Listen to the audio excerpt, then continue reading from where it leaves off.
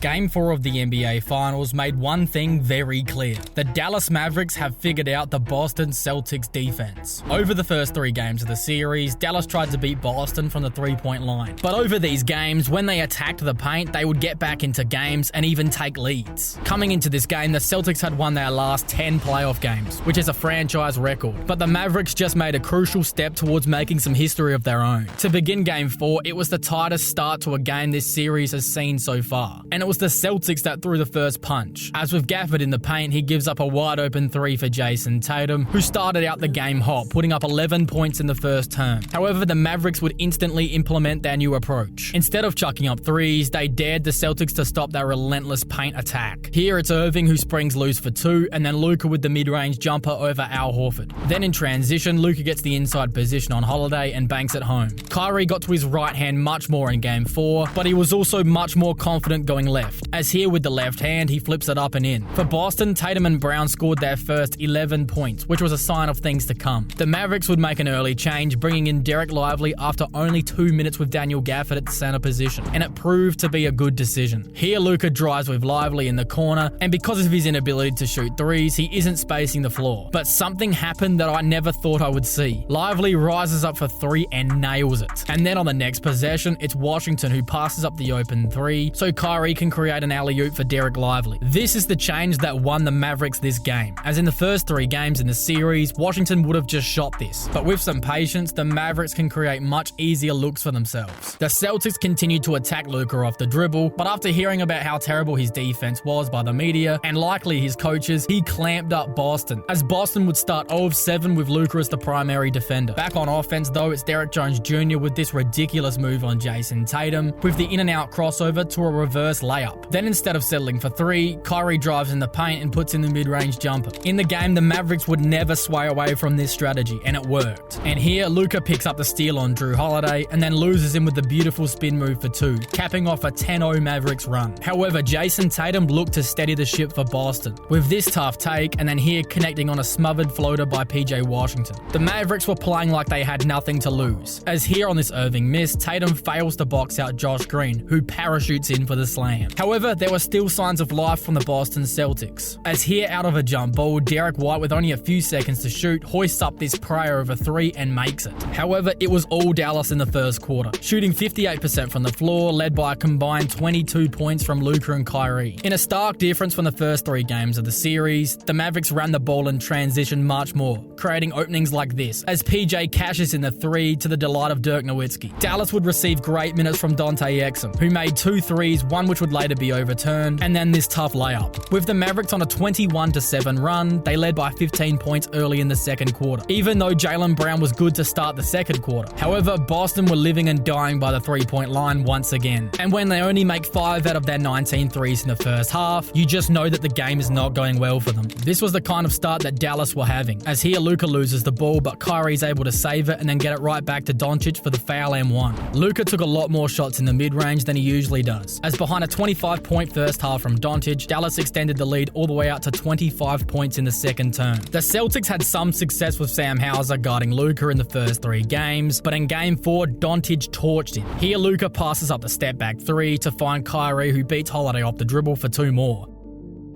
The Dallas Maverick defense just felt impenetrable in the first half, holding the Celtics to their lowest halftime score over the entire season at just 35 points. In the third quarter, the Mavericks continued to eviscerate the Celtics. As to start the second half, Daniel Gafford was huge, drawing 2 fouls on Tatum, putting him out of the game with 4 fouls. And then with Luka out on the break, Gafford puts the oop in alley-oop. Dallas would still settle for 3s at times, but the key difference was they were making them, shooting 39% from deep. However, perhaps one of the most impactful moments in this game happened late. Off the bench for the Mavericks in garbage time came Tim Hardaway Jr., who during the regular season was the Mavericks' 3rd leading scorer, but he lost his minutes due to a shooting slump. But in this game, Dallas fed him the ball once the game was over, and it worked, as he quickly piled on 15 points in only 5 minutes, going 5 of 6 from 3. In last season's playoffs, a similar thing happened with Duncan Robinson, who lost his spot in the rotation, but due to the injury of Tyler Hero and being blown out in Game 2 by the Bucks, he was given some garbage time minutes and would go on to shoot 75 35% from 3 over the series and play a huge role to Miami making it all the way to the NBA Finals, beating these very Celtics on the way. With Hardaway's standout performance, he has surely earned himself some minutes for Game 5, and if he can come in minimal minutes and hit a couple threes, this will be a huge turning point in the series. However, we must decipher what we just saw to decide if the Mavericks won this game or if the Celtics lost it. Was the Celtics' poor shooting the reason they lost, or was it more about the Mavericks' change in play style? For me, I believe that this game shows us more about the Mavericks' change in play style, as after Game 2 where the Celtics only shot 25% from 3, we all agreed that they wouldn't shoot that badly again, but tonight they shot that badly again. And with the Mavericks passing up contested threes to get better looks, it definitely worked in this game, and it's worked all series long. Early in Games 1 and 2 where Dallas built up leads, it was because they started attacking the paint, and even in Game 3 where they went on a 20-2 run and nearly won, it was because they were attacking the paint. Not only this, but running the ball more in transition was the whole reason the Mavericks got to the finals in the first place, allowing their role players to get easier looks. Because of the Mavericks' adjustments, what do you think is going to happen in Game 5? Personally, I could definitely see the Mavericks winning this game, as from the beginning I had the Celtics winning this series in 6 games, which is looking even better right now. With Kyrie coming back to Boston after promising he would be there for Game 5 after the Game 2 loss, if he could win this series, he would not only make history as being a part of the first team to come back from a 3-0 deficit, but he would also get his sweet revenge on the Boston Celtics organization. Do the Dallas Mavericks actually stand a chance to still win this series? Let me know in the comments below.